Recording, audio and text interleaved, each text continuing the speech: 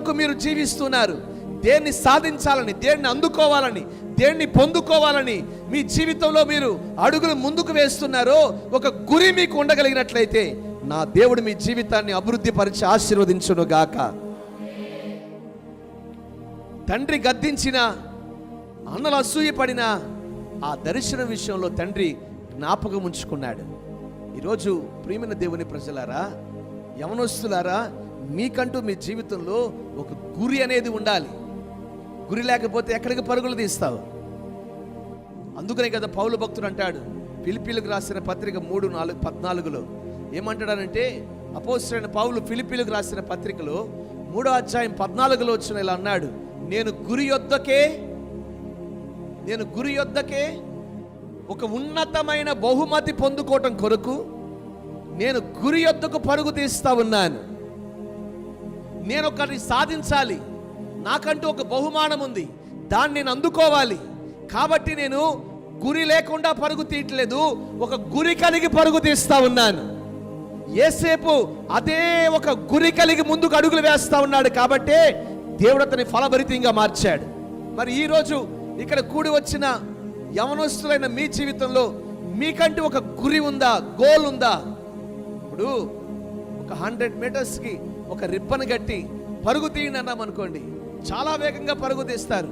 దేని కొరకు? మీ ముందున్న ఆ రిబ్బన్ గోల్ చేరుకోవడం కొరకు. అసలు మీ ముందు గోల్ లేకపోతే ఎక్కడికి పరుగు తీస్తారు? అసలు ఎటు వెళతారు? అసలు దేన్ని అందుకోవాలనుకుని వెళ్తారు? అసలు దేని కొరకు అడుగులు వేస్తారు? దేని కొరకు పరుగు తీస్తారు? యేసేపును దేవుడు అభివృద్ధి పరిచాడు అంటే అతనికి అటు ఒక విజన్, ఒక దర్శనం ఉంది, ఒక కళ ఉంది. ఆ దర్శనం కొరకు తన పరుగుని ప్రారంభించాడు. ఏదో ఒక రోజు నా దేవుడు ఈ కళను నా జీవితంలో నెరవేరుస్తాడు అని. హల్లెలూయా.